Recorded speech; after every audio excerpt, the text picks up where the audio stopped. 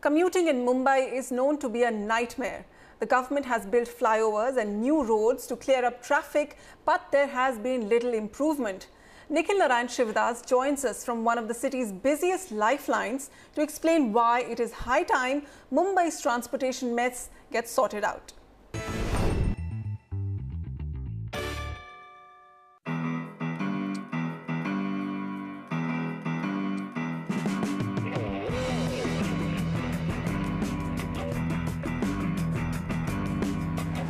The first thing people get told when they first come to Mumbai is to stay on the outskirts or as far away from the city centre as possible to take advantage of affordable homes. But once you do that, you get stuck in the commuting nightmare that is Mumbai.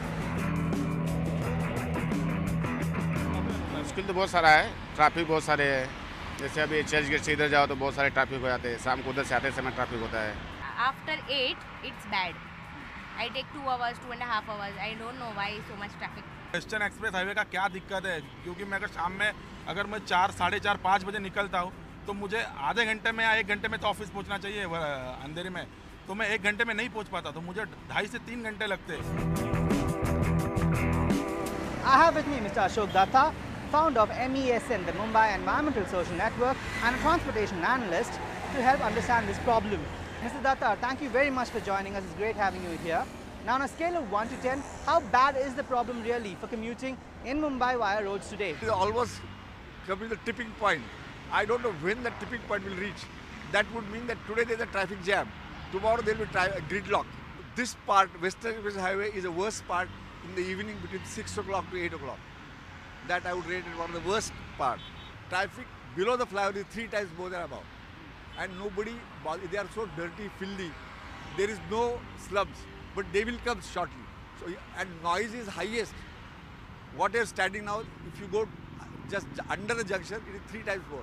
It is unsafe, chaos, frightening. Now, the government has come up with a number of infrastructural projects such as flyovers, new roads, etc., which they said will solve the problem. In your opinion, has it solved the problem? It is a dangerous medicine. It is not just the ineffective, it is counterproductive because it attracts more vehicles. Earlier, there used to be 1 out of every 15 vehicles as a bus. Today, there is 1 out of 100 vehicles that you observed just now. Barely 1 out of 100 is a bus. So 99% of vehicles are non-bus, non-public transport, which has increased so much. And even number of people who travel by public transport on such roads has gone down very, very badly. So what can be done to actually solve this transportation mess? We must prevent anywhere parking. It should be all marked and fully paid, number 1. Number 2, we must have, wherever possible, main arteries, we should have bus lanes.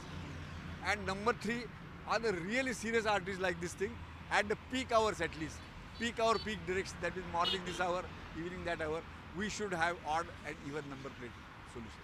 So this combined solution will work. I am not opposed to cars. I only feel they must use the reasonable space at the right price. They must pay the price. So what should the focus be on instead? Should the government be focusing on public rapid transport systems? Now this road has got 6 lanes. If you have one lane for the buses and other lane for overtaking buses, then the buses will speed at least twice as much as today.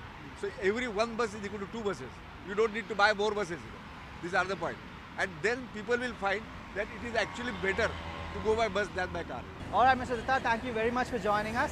So there you have it. The solution to Mumbai's commuting problem could very well be to reduce the number of private cars on the road and funnel the density towards the public transport system.